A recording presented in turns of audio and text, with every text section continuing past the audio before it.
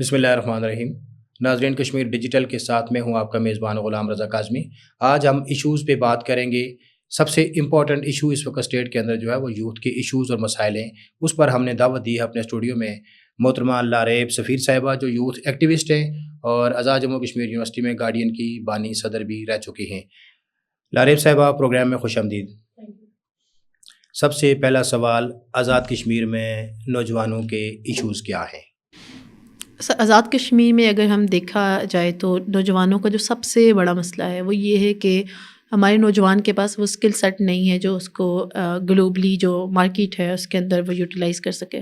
ہماری جتنے بھی بچے جو ڈگریز کر رہے ہیں ان کا ہمارے جو آپ کہہ لیں کہ جو مارکیٹ کی جو ریکوائرمنٹ ہے اس کے اکارڈنگ ان کی ایجوکیشن نہیں ہے. چاہے وہ آپ کی اکیڈیمک ایجوکیشن کو آپ کہہ رہے ہیں، آپ کی جو ٹیکنیکل ایجوکیشن ہے وہ بھی اس لیول کی نہیں ہے کہ ہم کہیں بھی گلوبلی کمپیٹ کر سکیں. اس کے علاوہ جو ہمارے پاس ایشو آ جاتا ہے یوتھ سے ریلیٹڈ وہ یہ ہے کہ تو ہماری یوتھ نے خود سے اپنے لیے ایک پلیٹ فارم کریٹ کیا، وہ تھا آن لائن اور ڈیجیٹل پلیٹ فارمس پہ کام کرنے کا. تو ہمارے یہاں آئے دن جو ہے وہ انٹرنیٹ کو بند کر دیا جاتا ہے. آپ کو آلریڈی پتہ ہے کہ آزاد کشمیر میں جو انٹرنیٹ کی صورت حال ہے وہ کیسی ہے. اس انٹرنیٹ کی سچویشن کو بھی ہر کچھ دن کے بعد کوئی جلسہ، کوئی دھرنا، کسی بھی وجہ کو بنا کے جو ہے شارک جو ہے وہ کیبل ہماری کاٹ جاتی ہے. تو ایک یہ دو جو ہیں وہ مین مسائل ہیں. اس کے علاوہ اگر ہم اس کو ان ڈیپتھ دیکھیں جا کے تو پھر رورل جو یوتھ ہے اس کے ڈفرینٹ پرابلمس ہیں، جو اربن یوتھ ہے اس کے ڈفرینٹ پرابلمس ہیں، پھر جو فیمیل ہیں ان کے ڈفرینٹ پرابلمس ہیں، اور جو میل یوتھ ہے ہماری اس کے ڈفرینٹ پرابلمس ہیں. ان ساری پرابلمس کے حل کے لیے اس وقت تک حکومت نے کیا اقدامات کیے؟ آپ کے پاس کیا انفارمیشن ہے؟ ایز اے یوتھ ایکٹیوسٹ آپ نے گورنمنٹ کو اس حوالے سے کوئی ریکمنڈیشن دی؟ کوئی گورنمنٹ سے آپ لوگوں نے بات کی؟ آپ کی جو یوتھ کی تنظیمیں ہیں کوئی بات گورنمنٹ لیول پہ ہوئی ہے؟ سب سے بڑا پرابلم ویسے یہ بھی ہے کہ یوتھ کی بات کو سنا ہی نہیں جاتا سرے سے. اگر یوتھ کی بات کو طریقے سے چینلائز کر لیا جاتا، سن لیا جاتا، تو یہ جو آج ہم ایک سوشل انٹرسٹ دیکھ رہے ہیں آزاد کشمیر کے اندر، تو یہ ہم نہ دیکھتے. ہمارے پاس جو سب سے جو بڑا پرابلم ہے یہ ہے کہ ہم نے ہسٹری سے کبھی بھی سبق نہیں سیکھا. تو جب ہم عرب اسپرنگس یا فرینچ ریولوشن یا کوئی بھی ایسی بات کرتے ہیں تو اس میں یہی تھا کہ جو ایلیٹ تھی، جو حکومتیں تھیں، وہ اپنی عوام کی، اپنی یوتھ کی بات نہیں سن رہی تھی. تو پھر ہم نے ان ملکوں کا جو تباہ حال نظام ہے یا جو ان کی تباہی ہے وہ دیکھی اپنی آنکھوں سے. تو اگر آزاد کشمیر کے اندر بات کی جائے تو تھوڑی سی بہتری میں کہہ سکتی ہوں. ابھی جو حالیہ ایک NTS ہوا، کافی بچوں کو ایڈجسٹ کیا گیا گورنمنٹ جابس کے اندر، یہ ایک بہتری ہے. پھر لوکل باڈیز کا الیکشن ہوا، آل دو جسٹ منگنی کی حد تک ہوا ہے، نکاح نہیں ہوا، کوئی اختیارات ان کو ٹرانسفر نہیں کیے. لیکن ہم کہہ سکتے ہیں کہ کچھ کوششیں کی جا رہی ہیں، لیکن یہ وہ کوششیں نہیں ہیں کہ جس سے آپ اپنی یوتھ کو ہے وہ ڈیولپمنٹ کے راستے پہ ڈال سکتے ہیں. آپ کی یوتھ جو اس وقت 50% سے تقریباً اباؤ ہے یا اس کے لگ بھگ اس کا فگر ہے، کیا وجہ ہے اس کے پاس جو تعلیم ہے وہ اس اسٹینڈرڈ کی نہیں ہے جو ہونی چاہیے؟ اس کو ہم یوتھ بلج کہتے ہیں. ویسے جب بھی پاپولیشن کا کوئی ایک سیگمنٹ جو ہے وہ باقی تمام جو سیگمنٹس ہیں ان کو آؤٹ فگر کر جائے اس کو ہم بلج کہتے ہیں. تو ہمارے پاس اس یوتھ بلج کو ایز اے ڈویڈنڈ بھی یوز کیا جا سکتا ہے، یہ آپ کی لائبلٹی بھی بن سکتے ہیں. جب آپ نے ان کو پروڈکٹیو وے میں یوز کرنا ہے تو آپ نے ان پہ انویسٹ کرنا ہے. گلوبلی جو آپ کے پاس جو کرائٹیریا ہے وہ یہ ہے کہ آپ اپنی GDP کا 4% جو ہے وہ آپ ایجوکیشن پہ خرچ کریں گے. انڈیا 6% کر رہا ہے، لیکن پاکستان کے اندر 2% سے بھی کم جو ہے ہمارا GDP کا وہ ایجوکیشن پہ خرچ ہوتا ہے. اور اس میں سے بھی جو ہم بے ضابطگیاں اور کرپشن اور ایسا فنڈ جو کہ یوٹیلائز ہی نہیں ہو پاتا وہ بھی کافی ہے. تو اوور آل جو آپ کہہ لیں 1 سے 1.5% ہماری GDP کا جو ہے وہ یوتھ پہ خرچ ہوتا ہے. آپ یہ کہہ لیں کہ ایک گھر ہے، اس کا ایک باؤنڈری ہے، باؤنڈری وال ہے جس سے یہ پتہ چلتا ہے جی یہ فلاں گھر ہے. ہم اس گھر کو ان کیس پاکستان یا آزاد کشمیر کہہ لیتے ہیں. ہم نے اس کی ایک باؤنڈری تو بنا کے رکھی ہوئی ہے لیکن ہم نے گھر کے اوپر کام نہیں کیا. اس کی دیواریں گر رہی ہیں اور ہم سب کو نظر آ رہا ہے کہ یہ دیواریں گر رہی ہیں، لیکن اس پہ کوئی کام کیا نہیں جا رہا، اس پہ کوئی انویسٹمنٹ کی نہیں جا رہی. تو اس طرح تو یہ گھر ایک دن دھڑام سے گر جائے گا اگر ہم اپنے بچوں کے اوپر، ان کی ایجوکیشن کے اوپر انویسٹ نہیں کریں گے، ان کو ٹیکنیکل ایجوکیشن نہیں دیں گے یا وہ اسکل سیٹ ان کو پرووائڈ نہیں کریں گے جو کہ انٹرنیشنلی جو ہے گلوبل جو مارکیٹ ہے ہماری اس میں ان کو چاہیے. آپ کے کہنے کا مقصد ہے کہ اس یوتھ کو اگر فوکس نہ کیا گیا، یوتھ کو انگیج نہ کیا گیا، ان کے مسائل ارجنٹ بیسس پہ حل نہ کیے گئے تو مستقبل قریب میں مسائل ہو سکتے ہیں. جی سر، عرب اسپرنگ کی اگزامپل ہے ہمارے سامنے یوتھ کے. اور ابھی بنگلہ دیش میں آپ دیکھ لیں کیا ہوا. وہی ایک کوٹا سسٹم جو چل رہا تھا اور یوتھ نے پھر باہر نکلی. ہماری یوتھ کو چلیں یہ ہے کہ وہ سوشل میڈیا پہ آ کے اپنا جو ایک ان کا دل میں جو غبار ہوتا ہے وہ نکال لیتے ہیں. ورنہ جو پاکستان کے اندر یا آزاد کشمیر کے اندر آپ ایک کہہ لیں کہ انقلاب آنے کی جو سچویشن ہوتی ہے یا جو بغاوت کے جو ایلیمنٹس ہوتے ہیں وہ پورے ہیں. یعنی کہ جس طرح کی بے روزگاری, بدحالی, کرپشن اور جو ایک ایلیٹ کیپچر, جو سب چیزیں جو کہ کسی بھی ملک میں کسی بھی قوم میں انقلاب لانے کے لیے ضروری ہوتی ہیں وہ یہاں پہ پورے ہیں. ایک واحد وجہ ہے کہ انقلاب آ نہیں رہا, وہ یہ ہے کہ ایک سوشل میڈیا کا پلیٹ فارم ہے یوتھ کے پاس, جس پہ بس وہ اپنی بھڑاس جو ہے وہ نکالتے ہیں اور وہ پھر سڑکوں پہ نہیں آتے. فیک نیوز ہو, فیک کنٹینٹ ہو, اس کو بڑھانے میں, اس کو بڑھا چڑھا کے پیش کرنے میں ہمارے یوتھ پیش ہے کیوں؟ اس کی وجہ ریاست خود ہے سر. ریاست جب آپ اپنی بچوں کی تعلیم پہ کام نہیں کرے گی, ان کو کریٹیکل تھنکنگ نہیں سکھائے گی یا ان کو کوئی الٹرنیٹیوز پرووائڈ ہی نہیں کرے گی, تو ایک بچے نے بیٹھ کے کیا کرنا ہے؟ فیس بک کے اوپر اس نے کوئی اسی طرح کا کانٹینٹ دیکھنا ہے, اس کو چیک بھی نہیں کرنا, کیونکہ جو چیز آپ کی فیلنگس کو, فار ایگزامپل کسی نے اگر آپ کرپشن کی اسٹوری, کسی کی بھی ایلیٹ میں سے کسی کی کرپشن کی اسٹوری ڈال دی ہے فیس بک کے اوپر, چاہے اس میں بالکل بھی سچائی نہیں ہے, لیکن یوتھ تو دیکھ رہی ہے نا کہ ہمارے یہاں کس طرح سے جو ایلیٹ ہے کیسے ایک مافیا بنا ہوا ہے, کس طرح ان بیچاروں کی اتنی تنخواہ, ایک پڑھا لکھا بچہ ایک پرائیویٹ اسکول میں جو پڑھا رہا ہے اس کی اتنی تنخواہ نہیں جتنا کسی 16 اسکیل یا 17 اسکیل کے بندے کی گاڑی کا فیول گورنمنٹ دے رہی ہے.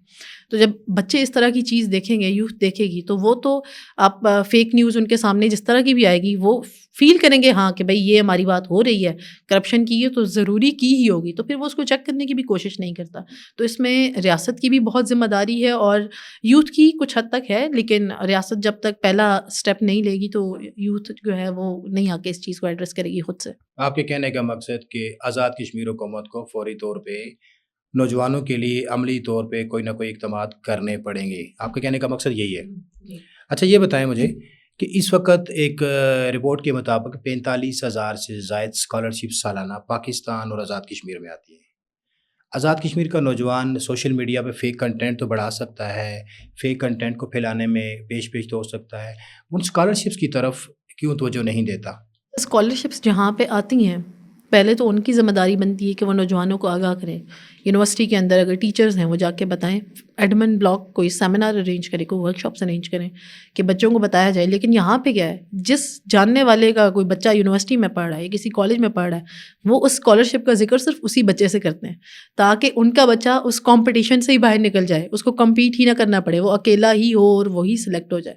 تو یہاں پہ تو اسکالرشپس کا سرے سے بتایا ہی نہیں جاتا. میں نہیں جانتی یونیورسٹی کے اندر کوئی ایسا ڈپارٹمنٹ ہو یا کالجز کے اندر کوئی کیریئر کاؤنسلنگ کے نام پہ یا کوئی گائیڈنس کے نام پہ, مینٹورشپ کے نام پہ, کسی بھی قسم کی کوئی بھی چیز مجھے یہاں پہ کوئی کالج کوئی یونیورسٹی لا کے دکھا دے. آپ کے کہنے کا مقصد یہ ہے کہ جب بھی کوئی اسکالرشپس آتی ہیں وہ اسٹوڈنٹس Students کو کو پتہ ہی آگاہ نہیں نہیں چلتا, کیا نہیں جاتا, کیا بلکہ یونیورسٹی میں جو ایڈمنسٹریشن ہے, ملی جو بھگت ایلیٹ سے کلاس ہے, وہ اپنے مخصوص دوستوں کو, عزیزوں کو, ان کے بچوں کو پروموٹ کرتے ہیں.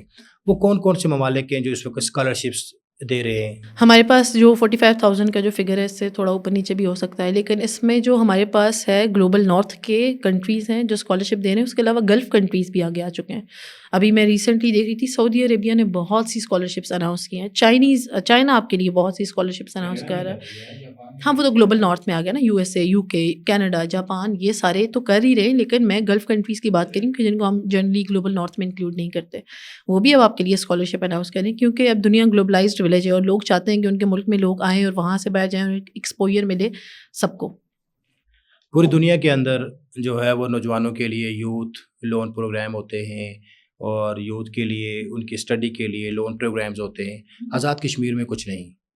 سر ہم جب یونیورسٹی میں تھے, جو گارڈین کا آپ نے ذکر کیا اسٹارٹ میں, تو ہمارے پاس وہ بچے آتے تھے جو اپنی سمسٹر کی فی پے کرنے کے قابل نہیں تھے اور ان کے پاس ایسا کوئی ریسورس نہیں تھا جہاں سے وہ اپنی سمسٹر فی پے کریں.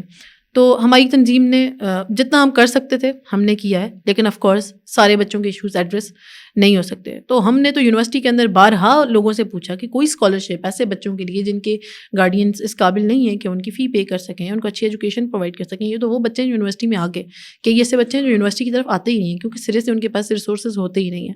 تو ہمیں تو کبھی اس طرح کی کسی بھی چیز کے بارے میں نہیں بتایا گیا کہ کوئی بھی ایسا فنڈ, کوئی بھی ایسی چیز ریاست کی طرف سے یا اداروں کی طرف سے جو ہماری یونیورسٹیز ہیں یا کالجز ہیں کہ بچوں کے لیے مختص کریں کہ ایسا بچہ جو غریب کا بچہ ہے, کسان کا, مزدور کا بچہ ہے, وہ بھی پڑھ پائے اور کمپیٹ کر پائے.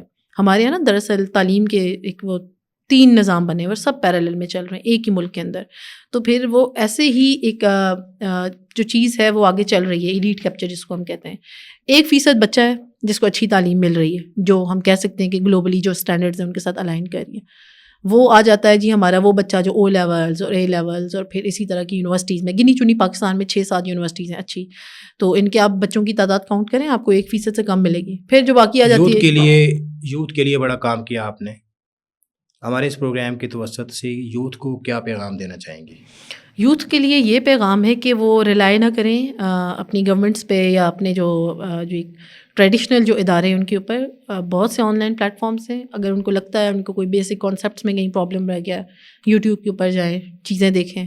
اس کے علاوہ اگر ان کو لگتا ہے کہ فلاں جاب کے لیے فلاں اسکل سیٹ ان کو ریکوائرڈ ہے تو ڈفرینٹ پلیٹ فارمز جو کورسز کرواتے ہیں کورسیرا. سب سے پہلے دیکھیں فری کورسز آپ کے پاس کون سے اویلیبل ہیں وہ کریں، اس کے بعد پیڈ کورسز کی طرف بھی آپ جائیں، بیکاز کچھ ٹائم ہے جو آپ نے محنت سے لگانا ہے اور پھر آپ اپنے آپ کو اس قابل بنا لیں گے کہ آپ پیسہ کما سکیں. اور جنرلی ایک جو سب سے بڑا پرابلم اسٹارٹ میں ہم نے ذکر کیا تھا وہ انٹرنیٹ کا ہے.